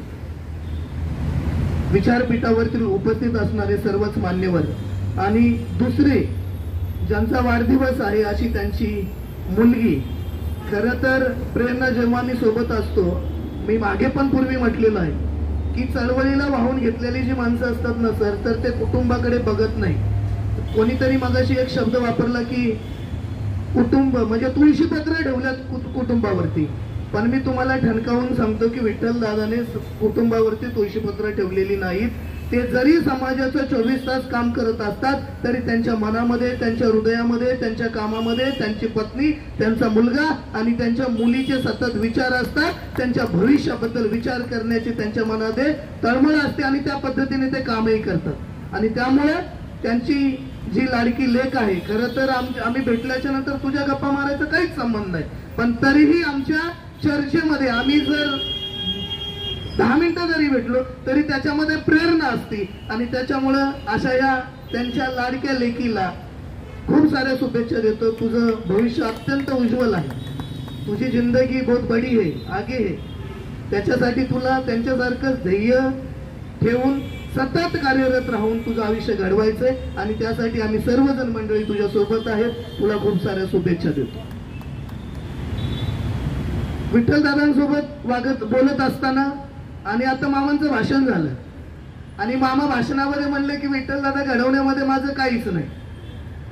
मामांचा हा मोठेपण आहे आणि ते विठ्ठलदादांनी सांगितलं. पण मामा, तुमच्यासाठी खरं सांगतो की मी जेव्हा पहिल्यांदा भेटलो विठ्ठलदादा यांच्यासोबत, तर तेव्हा त्यांनी मला तुमच्या पोत्रजपणाची गोष्ट सांगितली होती की नितीन सर, मी पोत्रज होतो. जर मी आजही पोत्रज असतो तर समाजामध्ये मी कुठे असतो, हे विठ्ठलदादांनी तेव्हा सांगितलं होतं मला. आणि आज जे काही इथे आहे, हा रमाईचा संपूर्ण जगातील पूर्णाकृती पुतळा उभा करण्यामध्ये जो त्यांचा जो सिंहाचा वाटा घडला, तर त्याची बीज कुठेतरी तुम्ही त्यांच्यासाठी घरी येऊन त्यांच्या राहिले असं त्यांनी सांगितलं काही महिने. आणि त्याच्यानंतर तुम्ही त्यांना वसतिगृहात ठेवलं. वसतिगृहात त्यांनी चांगल्या पद्धतीने अभ्यास केला. ते म्हणतात की मी तिथं पाहिलं होतो, त्यावेळी ते पहिलं होतं आणि ते सचिन तेंडुलकर काय सिक्स मारतो असा सिक्स मी तेव्हा मारत होतो. जर म्हणजे मी जर त्या क्षेत्रात असतो तर सचिन तेंडुलकर असतो. पण मला अभिमानाने सांगावंसं वाटतं की मामा, फुले शाहू आंबेडकरी चळवळीमध्ये, रमाईच्या कार्यामध्ये सचिन तेंडुलकरच्या पेक्षाही उत्तुंग काम करणारे विठ्ठलदादा गायकवाड घडवण्यामध्ये तुमचा सिंहाचा वाटा आहे. आणि तुमचा काल वाढदिवस होता. तुम्हाला वाढदिवसानिमित्त मनापासून शुभेच्छा देतो, धन्यवाद देतो. काल तुमच्या कार्यक्रमाला मला येता नाही आलं त्याबद्दल दिलगिरी व्यक्त करतो. खरं तर जर 10 वर्ष 8 वर्ष मागे जर गेलो तर इथं उपस्थित असणारी कुठलाच व्यक्ती संपर्कात नव्हतं. कुठलंही रक्ताचं नातं एकमेकांमध्ये नाहीये. जे नातं आहे ते फुले शाहू आंबेडकरी चळवळीचं, विचाराचं, या रमाईचं नातं आहे. आणि म्हणून ही सगळी मंडळी भेटली. आणि रक्ताच्या नात्यामध्येही जेवढा मायेचा ओलावा नसेल, महानंदाताई, रक्ताच्या नात्यामध्येही जेवढा मायेचा ओलावा नसेल तेवढा मायेचा ओलावा या रमाई चलनी बसल्याच्या नंतर मिळतो. आलेल्या प्रत्येक माणसाला आल्या आल्या त्याला पाणी दिलं जातं. त्याच्या चेहऱ्याकडे पाहूनच त्यांना कळतं की हा व्यक्तीला भूक लागली की नाही. मामा, त्या व्यक्तीसाठी खायची व्यवस्था केली जाते. जर ते या ठिकाणी नसताल आणि इथं जर काही खायलाच ठेवलेलं असेल तर ते फोनवरच सांगतात की तिथं असं असं ठेवलेलं आहे, तुम्ही खाऊन घ्या, मला थोडा यायला वेळ होणार आहे. म्हणजे एवढी मायेची सावली देणारा हा जिवलग विठ्ठलदादा गायकवाड पुण्यामधल्या फुलेशाहू आंबेडकरी चळवळीच्या छत्रपती शिवाजी महाराजांच्या विचाराने चाललेल्या प्रत्येक मावळ्याच्या हक्काचा भाऊ आहे, हक्काचा बाप आहे, हक्काचा मित्र आहे. दादा, तुम्हाला मनापासून धन्यवाद देतो. खर तर रक्ताची नाती ही राजकारणात साथ देणार. बारामतीमध्ये म्हणजे मी जेव्हा कॉलेजला होतो बारामतीलाच हॉस्टेलमध्ये असताना हे आत्ताचे धरणामध्ये काम करणारे ते असे त्या यमाच्या गाडीवरती फिरत होते. ज्या आधारवर माणसाचे बोट धरून उभे झाले, मोठे झाले, आज त्यांना सोडून जाण्याची प्रक्रिया याच्यामध्ये राहिली. आणि म्हणून रक्ताची माणसंही टिकना झाल्यात. तुम्ही आम्ही माणसं विचाराची आहेत, चळवळीची आहेत आणि नक्कीच त्या विचाराने आपण सर्वजण पुढे जाऊ. आणि बरेच म्हणले की विठ्ठलदादा कोण असायला पाहिजे, कोण झाले पाहिजे होते असे. दादा, मी ठामपणे सांगतो की तुम्ही पुढच्या काळामध्ये पुणे महानगरपालिकेमध्ये नगरसेवक मधून जाणार आहात आणि त्यामध्ये आम्ही तन मन धनाने आमचं सर्वस्व देऊन आम्ही त्याच्यासाठी उभे राहणार आहोत. आणि एकटा नितीन सर नाहीये तर या तुम्ही चळवळीमध्ये रमाईच्या चरणी जी पेरलेली हजारो लाखो माणसं आहेत तर ती तन मन धनाने तुमच्या सोबत राहणार आहेत. त्यामुळे काय झालं असतं याच्यापेक्षा भविष्य काय आहे याच्याकडे म्हणजे तुमच्याकडूनच शिकलोय. या माणसाला कधीच नाउमेद होताना मी पाहिलेलं नाही. हा माणूस म्हणजे सकाळी 8 वाजता 7 वाजता जेव्हा भेटतो तेव्हाही तेवढाच ऊर्जेवाला असतो आणि रात्री 12 वाजता गुड बाय करताना बाय बाय करताना सुद्धा या माणसाकडे हीच ऊर्जा असते. आणि ही ऊर्जा ते नेहमी म्हणतात की इकडून तिकडून कुठं नाही येत तर रमाईपासून येते, डॉक्टर बाबासाहेब आंबेडकरांकडून येते आणि त्यांच्यासोबत असणाऱ्या सहकार्याकडून येते. आणि ही ऊर्जा ते माणूस फक्त स्वतःकडे न ठेवता आपल्या सोबत असणाऱ्या प्रत्येक सहकार्याकडे देत असतात. आणि म्हणून या विठ्ठलदादांना पुन्हा एकदा वाढदिवसाच्या शुभेच्छा देतो. आणि आजचा जो विषय आहे लोकशाहीचे 4 स्तंभ याच्यावरती थोडस माझं मत तुमच्या समोर सादर करतो. खरं पाहिलं तर लोकशाहीमध्ये विरोधकाला विरोधी पक्षाला अत्यंत महत्व आहे. डॉक्टर बाबासाहेब आंबेडकर म्हणतात ज्या लोकशाहीमध्ये विरोधी पक्षच नाही तर ती लोकशाही नाही. लोकशाहीचं जे फीचर म्हणतो आपण, लोकशाहीचा एक गुण म्हणतो आणि त्याच्यामध्ये जर विरोधी पक्ष असेल तरच ती लोकशाही टिकेल. पण या आताच्या इलेक्शन मध्ये जी लोक प्रचार करतात आणि त्याच्यामध्ये 400 पारचा नारा देत आहेत, आपले एक सहकारी म्हणून गेले की कुठं संविधान धोक्यात आहे, कुठं लोकशाही धोक्यात आहे. अरे दादा, तुम्ही ज्यांच्या मांडीला लावून बसलात त्यांनी 400 पारचा नारा दिला, तिथं विरोधी पक्षाचे किती राहतील खासदार? जर त्यांची खरंच 400 पारचा नारा झाला तर तुमची लोकशाही, तुमचं संविधान संपल्यासारखंच आहे. कारण बाबासाहेब म्हणतात की जर तुम्हाला विरोधकच नसेल तर तुम्ही मनमानी कारभार कराल, जर तुम्हाला विरोधकच नसेल तर तुम्ही मनमानी कारभार कराल. आणि ह्या लोकशाही आणि संविधानाचे ऑलरेडीच वेगवेगळ्या मार्गाने संपवण्याचं काम चाललेलं आहे. 2014ला त्या दौंडमध्ये बसून या विषयावरती बोलत होतं. कित्येकांनी छोटा असल्यामुळे, लहान असल्यामुळे माझ्या नंतर बोलणारे भरपूर असतात, त्यांनी तेव्हा सांगितलं होतं आता हजारो लाख उदाहरणं इथं की ज्याच्यामध्ये संविधानाची मोडतोड झालेली आहे. संविधानामध्ये अमेंडमेंट करणं वेगळं आहे सर. संविधानामध्ये अमेंडमेंट म्हणजे संविधानामध्ये बदल करण्याच्या कायदेशीर मार्गाने ज्याच्यामध्ये संविधान सभेमध्ये बसलं जातं, त्या विषयावरती चर्चा केली जाते आणि चर्चा केल्याच्या नंतर संविधानामध्ये बदल केला जातो, त्याला संविधान बदलणे नाही म्हणत आहे. त्याला सिम्पली साध्या भाषेमध्ये, कॉन्स्टिट्यूशनल भाषेमध्ये त्याला अमेंडमेंट म्हणतात. आणि तशा अमेंडमेंट आधीच्या सरकारने केल्यात, आताच्या सरकारने केल्यात आणि त्या लोकशाही मार्गाने आमचा त्याला विरोध नाहीये. पण संविधानिक मार्गाने ज्या संस्था काम करतात त्या संस्थांचा वापर करून विरोधी पक्षाच्या नेत्यांना फक्त समन्स पाठवायचं, त्यांना अडचणीत आणायचं आणि इलेक्शनच्या काळामध्ये त्यांना तुरुंगात टाकायचं. याला म्हणतात हुकुमशाही, याला म्हणतात संविधानामध्ये तोडमोड करणे, याला म्हणतात संविधान संपवणं. संविधान जे बाबासाहेबांनी लिहिलेलं संविधान आहे ते असं उचलून त्याच्या जागेवरती दुसरं संविधान मांडणं एवढं सोपं नाही, हे आम्हीही मान्य करतो. हा संपूर्ण भारत देश मान्य करतो. इथला बाबासाहेबांचं लेकरू हे संविधान कधीच बदलू देणार नाही. कारण फक्त जर एखाद्या विद्यापीठाला नाव द्यायचं असेल तर हा पेटलेला जो आंबेडकरवादी आहे तो संविधानावर जर हात लावला तर त्याला सोडणार नाही, हे इथल्या या प्रत्येक विरोधकाला माहित आहे. जे संविधान संपवायला निघाले त्यांनाही माहित आहे. आणि म्हणून संविधान संपवण्याचं वेगळं कट कारस्थान त्यांनी लावलेलं. विठ्ठल दादा, आता तुमच्या वाढदिवसाला येत असताना त्या डीपी रोडनी येत होतो आणि डीपी रोडनी येत असताना मला संविधान रथ दिसला आणि 2 दिवसापूर्वीच तुमची माझी चर्चा झाली होती की संविधान रथ बनवायचं आहे, त्याचं काम चालू आहे. मला वाटलं अरे विठ्ठल दादांचं संविधान रथ तयार झालंय आणि तो कोथरूड मध्ये कर्वेनगर मध्ये प्रचार करतोय. आणि म्हणून मी सहज गाडीचा वेग कमी केला आणि बाजूला पाहतो तर त्याच्यावरती कमळाचं फुल आणि हा संविधान रथ आहे. मागच्या काही दिवसापूर्वी ज्यांना मी फेकू चौकीदार म्हणतो, देशाचे पंतप्रधान आहेत पण अत्यंत खोटारडा माणूस, भारताच्या स्वातंत्र्याच्या इतिहासामध्ये सर्वात खोटारडा पंतप्रधान जर कोण असेल तर हा फेकू चौकीदार आहे, हे ध्यानात ठेवा. हा नरेंद्र मोदी आहे, हे ध्यानात ठेवा. तुम्हाला फेकू चौकीदाराची कित्येक उदाहरणं घ्यायची असेल तर काल परवाच आहे ना.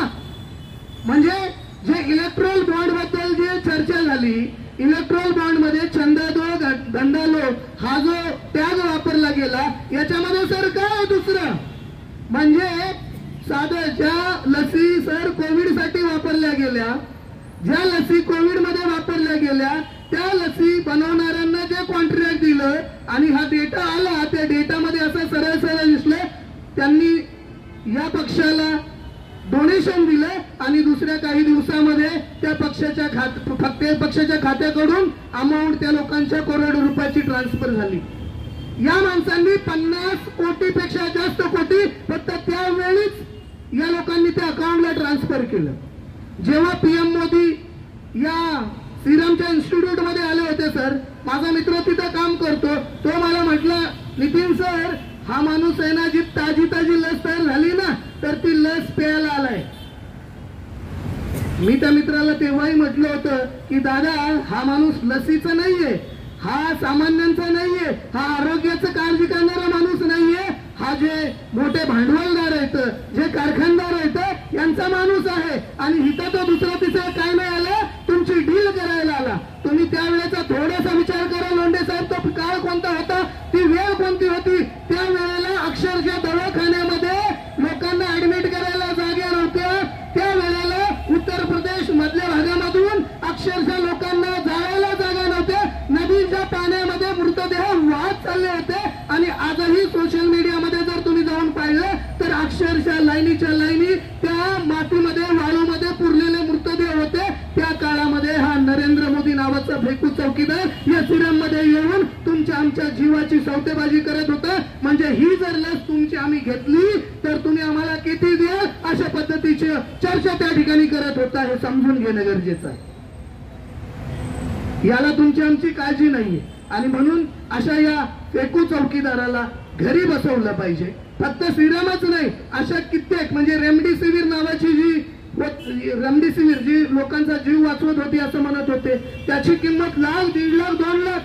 आमचे काही मित्र आम्हाला फोन करून नितीन सर 2 लाख देतो रेमडेसिवीर आणि तिचा पुरवठा नाही करू शकला.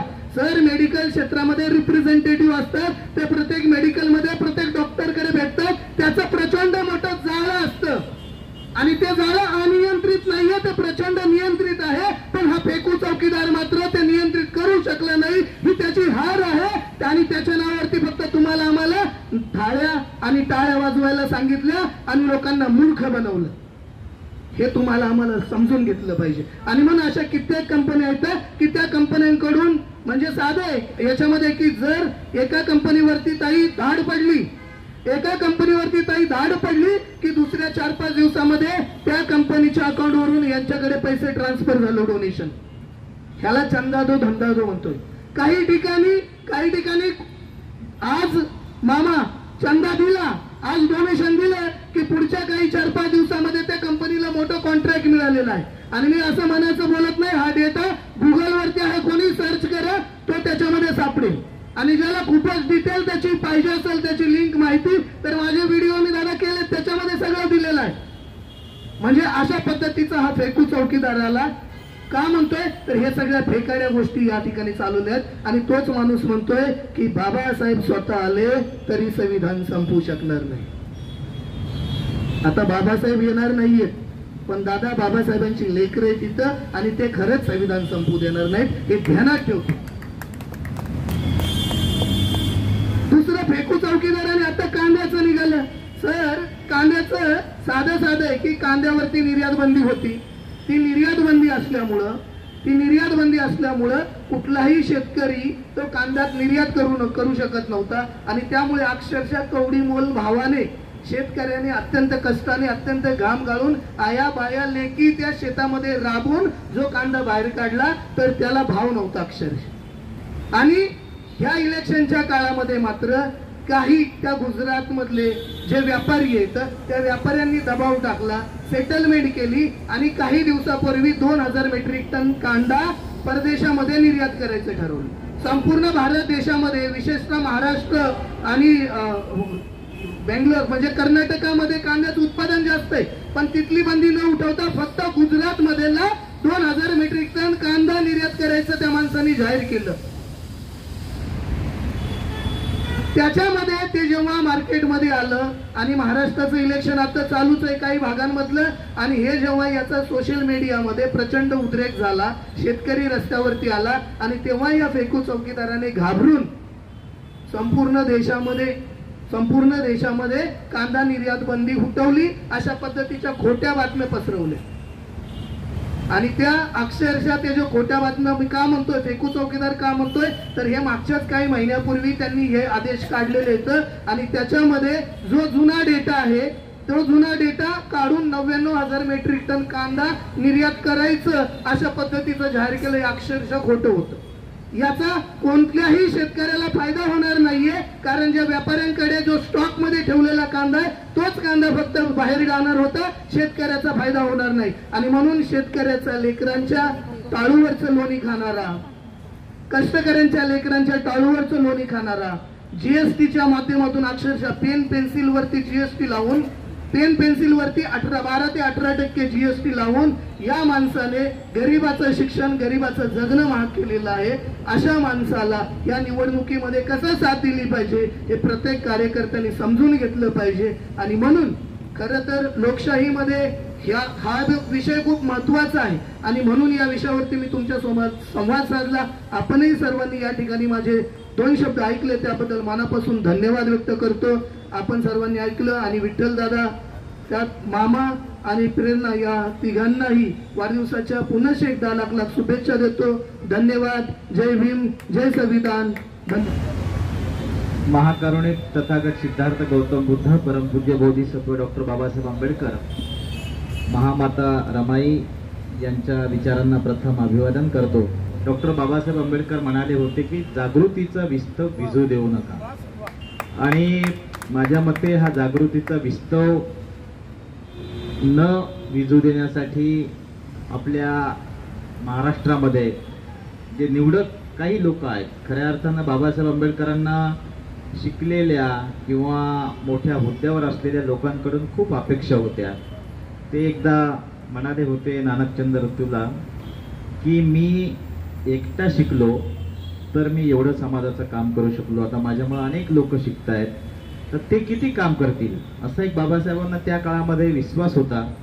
पण तसं होताना दिसत नाही. आज बाबासाहेब आंबेडकरांमुळं अनेक लोक आपले मोठ्या हुद्द्यावर आहेत. आमचा तर सगळ्या अधिकाऱ्यांशी संपर्क येतो. आता यांनी सांगितले की बरेच लोक आफ्टर रिटायरमेंट म्हणजे नोकरी संपल्यानंतर चळवळीमध्ये येतात, पण त्यातले 5% येतात, 95% येतच नाहीत, घराच्या बाहेरच पडत नाहीत ते लोक, आणि नोकरीला असताना तर येतच नाहीत. म्हणजे ही फार मोठी दुर्दैवाची घटना आहे की आज आपण पुणे विद्यापीठात पाहिलं तर आपले 50 प्राध्यापक आहेत, म्हणजे जे बुद्धिस्ट आहेत, आंबेडकर राईट आहेत, बाकीचं तर SC ST खूप आहेत, त्यांना पगार आहे 3 लाख रुपये. 3 लाख रुपये पगार आहे बाबासाहेबांमुळे. आणि त्यांचं कॉन्ट्रीब्युशन पाहिलं तर त्यांना जर मागितले कुठल्या बुद्ध जयंतीला आम्ही कार्यक्रम घेतो किंवा हे कार्यक्रम घेतो तर 1 रुपया देत नाहीत. म्हणजे बाबासाहेब आंबेडकर म्हणाले होते की आपल्या चळवळीचा तुम्ही 20वा हिस्सा द्यायला पाहिजे, पण ते 1% सुद्धा देत नाहीत. असे अनेक लोक आहेत. बाबासाहेब आंबेडकर म्हणाले होते की ही चळवळ खऱ्या अर्थानं कोणी जिवंत ठेवली असेल तर ते माझ्या सामान्य माणसांनी, खेड्यातल्या माणसांनी जिवंत ठेवलेली आहे. आणि ते खरं आहे की तुम्ही बघा, जयंतीला पण आमच्यासारखे पांढरपेशे लोक घरात बसतात आणि आपल्यासारखे सामान्य लोक बाबासाहेबांची जयंती, तुम्ही सोलापूरचं उदाहरण दिलं, फार चांगलं आहे की जल्लोष केला पाहिजे, ते तर गरजेचं आहे. काही लोक जल्लोष करतात, काही लोक कृतीशील आणखी कार्यक्रम करतात. आजच एक सुनील मानेनी पोस्ट टाकली की बाबासाहेबांच्या जयंतीनिमित्त मुलांना इंग्रजी शिकवण्याचे वर्ग सुरू केले. फार चांगली गोष्ट आहे. आणि बाबासाहेबांची जयंती खरं तर आपण भाग्यवान पुण्यातून सुरू झाली. म्हणजे रणपिसे नावाचे ग्रस्त होते, त्यांनी बाबासाहेब आंबेडकरांची जयंती सुरू केली, पुण्यातून त्याची सुरुवात झालेली आहे.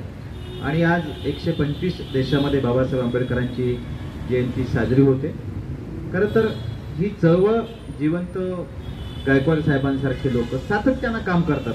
काहीच त्यांचा स्वार्थ नसतो की आमच्या महानंदाताई डाळिंबे आहेत, आम्ही पुण्यामध्ये गेल्या 2 वर्षापासून वॉक फॉर संविधान हा कार्यक्रम घेतो, म्हणजे संविधानासाठी. आणि त्याला आता 10,000 लोक या वर्षी आले, ते मागच्या वर्षी 10,000, आणि केवळ 1.5 ते 2 लाख रुपयामध्ये, एवढ्या कमी खर्चामध्ये तो कार्यक्रम आम्ही पुण्यामध्ये करतो. आता याही वर्षी त्याच्यापेक्षा मोठा होईल.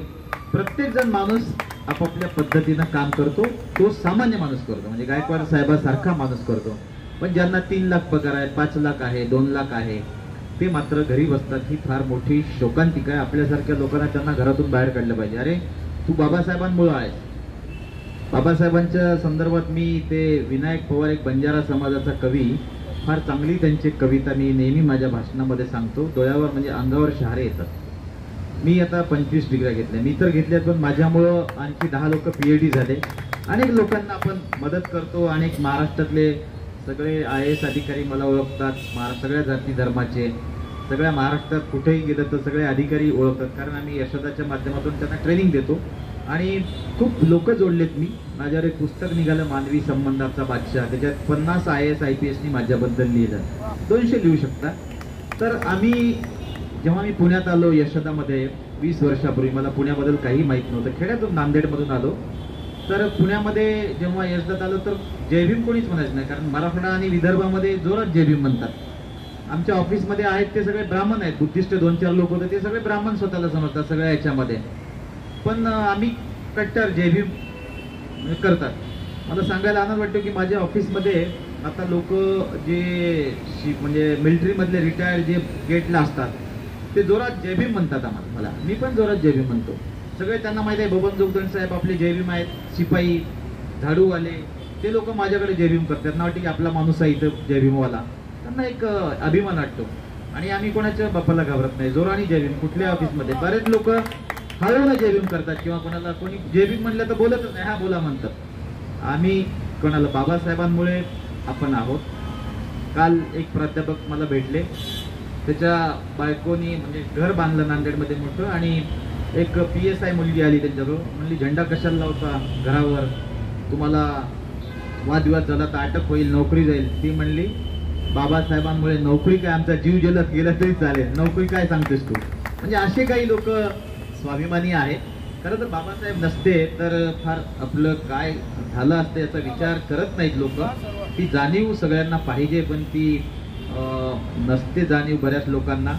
आणि जे नाही जाणीव मग त्यांची फार अवस्था वाईट आहे. माझ्याकडे खूप लोक येतात, अहो सर तुमचा एवढा महाराष्ट्रात संपर्क आहे, माझ्या मुलीसाठी स्थळ बघा, माझ्या मुलासाठी.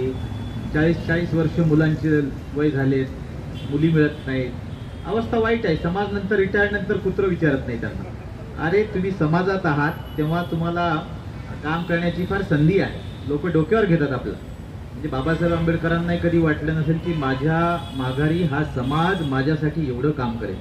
खरंच खूप लोक म्हणजे बाबासाहेबांसाठी आपण किती म्हणजे काय काय करतो. आणि खरंच बाबासाहेबांना करणं गरजेचं आहे, कारण बाबासाहेबांमुळं आपण प्रचंड प्रगती केलेली आहे, त्याला म्हणजे इतिहासात तोड नाही.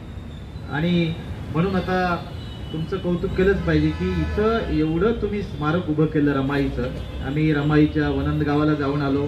तिथं गेल्यानंतर रमाईचं जे गाव आहे एकदम छोटं, काय आपल्या अंगावर शहर येतात. त्या काळात रमाई तिथं जन्मली आणि बाबासाहेबांसारख्या महान महासूर्याची सावली झाली रमाई, हिमालयाची सावली झाली.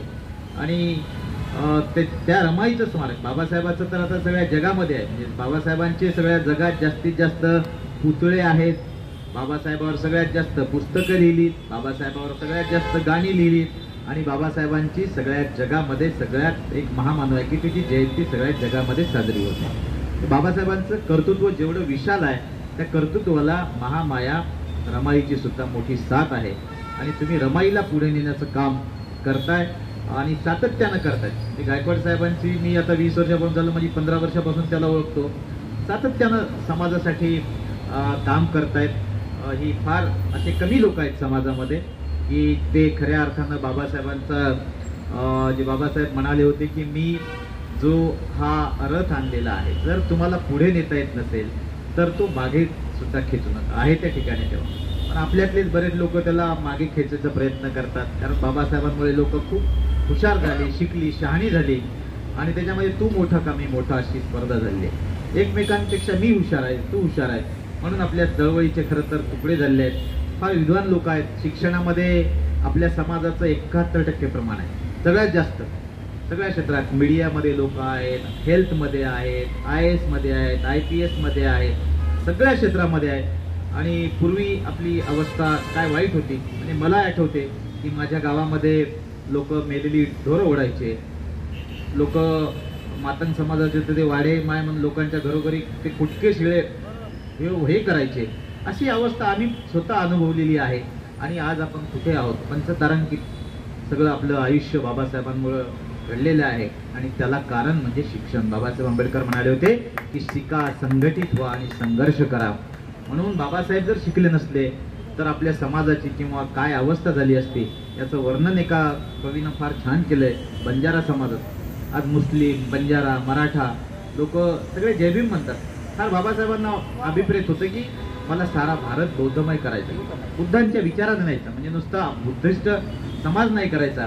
तर बाबासाहेबांचा जयभीम म्हणजे काय? तुम्ही बौद्ध नाहीत, बौद्ध झाले तर असं नाहीये. जयभीम म्हणजे ज्या महासूर्यानं या देशाची घटना लिहिली, ज्या घटनेवर म्हणजे तिथं त्या घटनेबद्दल सांगायचं तर बरंच आपल्याला सांगता येईल. तर ही घटना आज अखंड आपल्या जगामध्ये सगळ्यात महान आहे. कारण जेव्हा बाबासाहेब आंबेडकर राज्यघटना लिहित होते तेव्हा काही विद्वानांशी त्यांची चर्चा झाली परदेशातल्या, तेव्हा ते म्हणाले बाबासाहेब तुमच्या जी घटना लिहित आहे ती राज्यघटना जास्तीत जास्त 6 महिने टिकेल, असं बाबासाहेबांना ते म्हणाले होते. ते बाबासाहेब म्हणले असं कसं काय? अहो म्हणले तुमच्या देशामध्ये एवढे निरक्षर आहे, एवढे अंधश्रद्धावादी लोक आहेत, एवढे जातीय आहेत, वादी आहेत, सगळे पंथ आहेत, धर्म आहेत, वेगळ्या भाषा आहेत, तर हे कसं काय शक्य आहे या लोकांना ही घटना पेलणं? बाबासाहेब फार हुशार होते. त्या काळात मध्ये बाबासाहेबांचा 32 विषयाचा व्यासंग होता आणि म्हणले बाबासाहेब ठीक आहे, तुम्ही काळजी करू नका, मी माझा प्रयत्न करेल. तर ते बाबासाहेबांना असे जे म्हणणार होते की तुमची 6 महिने राज्यघटना टिकेल, त्यांची 6 महिने टिकली आणि आज आपली 75 वर्ष. एवढ्या म्हणजे जगातला सगळ्यात मोठा देश आहे भारत. आपल्या पुण्या एवढे बाकीचे देश आहेत, स्वित्झर्लंडला पाहिलं तर पुण्या एवढे नाही, पण आपला भारत देश एवढा मोठा आहे. या एवढ्या मोठ्या भारतामध्ये एवढ्या शांततेनं निवडणुका होतात, सगळी लोकशाही प्रणाली आहे, कुठल्याही जातीचे लोक पंतप्रधान होतात, राष्ट्रपती होतात, सगळ्या याच्यावरती ती केवळ आणि केवळ बाबासाहेब आंबेडकरांची देण आहे. आणि त्याला कारण आहे ते शिक्षण. बाबासाहेब आंबेडकरांवर बाबासाहेबांच्या वडिलांनी 5 संस्कार केले होते. त्याच्यातला पहिला संस्कार होता शिक्षण, दुसरा होता शिस्त, तिसरा होता स्वावलंबन, चौथा होता स्वाभिमान आणि 5वा होता कठोर परिश्रम. स्वाभिमान एवढा आपल्या लोकांमध्ये की ते मोडतील पण वाकणार नाहीत, झुकणार नाहीत कोणासोबत, किती तुम्ही त्याला हे करा, स्वाभिमान कधी विकणार नाहीत बाबासाहेब आंबेडकरांची लोक. म्हणून त्याच्यासाठी शिक्षणावर एक कविता म्हणून मी थांबतोय, एका कार्यक्रमाला जायचंय. विनायक पवार फार सुंदर बंजारा समाजाचा कवी लिहितो. तो म्हणतो काय शिकलो असतो भीमा, अरे काय शिकलो असतो भीमा तू शिकला नसता तर, अरे काय शिकलो असतो भीमा तू शिकला नसता तर, पाय लाभले नसते मला तू थकला असता तर, पाय लाभले नसते मला तू थकला असता तर, माती खाली खोल बियान, माती खाली खोल बियान, अडलं असत रे झालं नसतं मोल बियाच, रडलं असत रे. हे वाक्य लय महत्वाचं आहे पुढचा.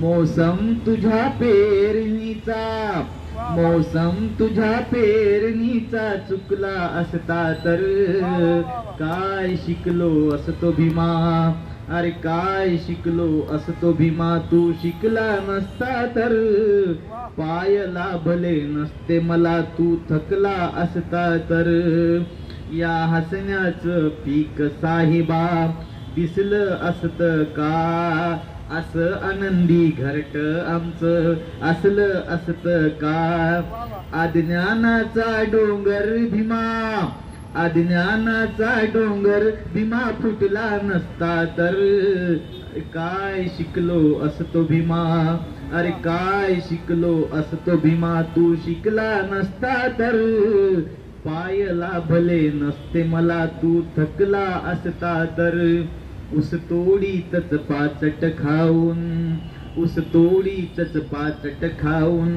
जगलो असतो रे, अशी पेटती कविता होऊन उगलो नसतो रे. तूप रोटी आणि एसी गाडीला, बाबासाहेबांना काय वैभव मिळालं असतं त्या काळामध्ये. तूप रोटी आणि एसी गाडीला मुकला नसता तर, काय शिकलो असतो भीमा, अरे काय शिकलो असतो भीमा तू शिकला नसता तर, पाय लाभले नसते मला तू थकला असता तर, पाय लाभले नसते मला तू थकला असता तर. बघा बाबासाहेब जर शिकले नसते तर माझ्यासारखा माणूस 25 डिग्र्या घेऊ शकला असता. म्हणजे वर्गाच्या बाहेर राहणारा माणूस आज या देशाचं संविधान लिहू शकतो. ही ताकद केवळ शिक्षणामध्ये आहे. म्हणून गायकवाड साहेब आपल्या वाढदिवसाच्या निमित्तानं आपण खरं तर हे शिक्षणाचा उजेड, बाबासाहेब आंबेडकर एकदा सूर्यास म्हणाले, बाबासाहेब आंबेडकर एकदा सूर्यास म्हणाले तू तिथला तर मी इथला सूर्य. बाबासाहेब आंबेडकर एकदा सूर्यास म्हणाले तू तिथला तर मी इथला सूर्य, आपण दोघं ठरूया आणि परिवर्तनासाठी करार करूया. बाबासाहेब एकदा सूर्यास म्हणाले तू तिथला तर मी इथला सूर्य, आपण दोघं ठरूया परिवर्तनासाठी करार करूया.